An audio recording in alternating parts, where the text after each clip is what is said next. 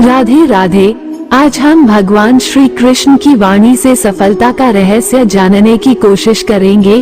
भगवान श्री कृष्ण के अनुसार इस संसार में हर व्यक्ति सफल होना चाहता है। जिसके पास धन कम है वो चाहता है कि मेरे पास अधिक धन हो जाए, और जिस व्यक्ति के पास ज्ञान की कमी है वह चाहता है कि मैं बुद्धिमान बन जाऊं। यहाँ तक कि जो बैरागी है वह भी यही चाहता है कि अपनी तपस्या से मैं भगवान को प्रसन्न करने में सफल हो जाऊं।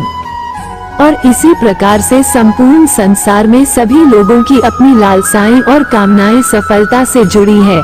लेकिन फिर भी क्यों हर व्यक्ति अपने जीवन में सफल नहीं हो पाता है? आखिर इसका क्या कारण है?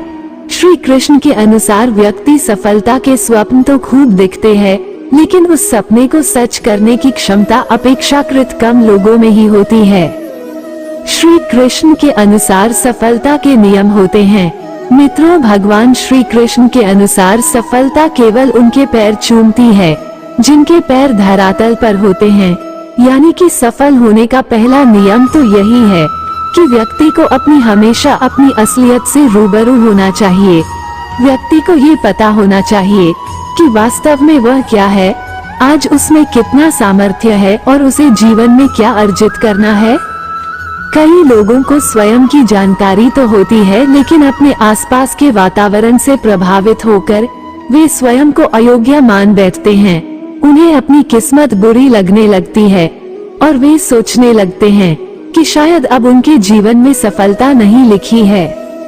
उन्होंने अपनी दुर्बलताओं को अपने जीवन में धारण कर लिया है और शायद उनसे कभी बाहर ना निकलने की कसम खा रखी है। इसलिए मित्रों, सफलता प्राप्त करने के लिए द्वितीय नियम स्वयं की जानकारी प्राप्त करने के बाद स्वयं में विश्वास जगाना होता है।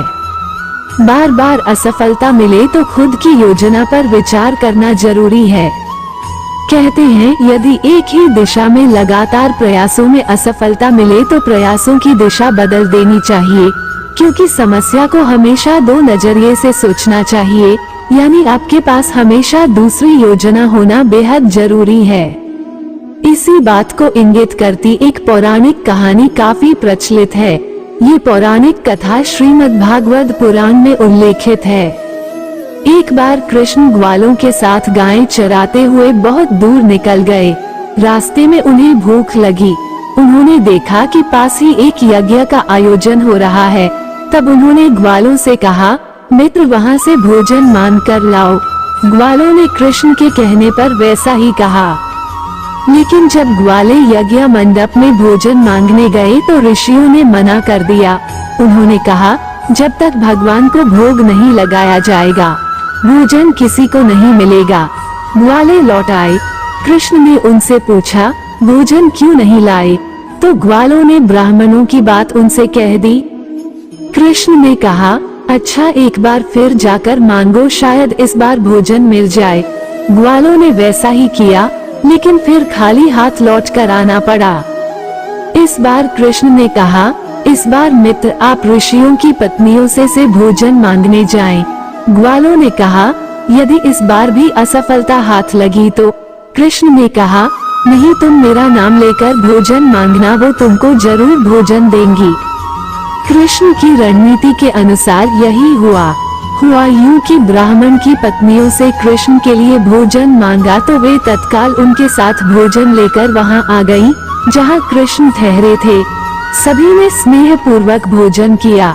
पढ़े, यकीन कीजिए, भविष्य जानना संभव है। कहने का आशय ये कि सफलता के लिए लगातार प्रयास करते रहें, लेकिन एक ही प्रयास में बार बार असफलता मिले तो खुद की योजना पर भी विचार करना बेहद जरूरी है।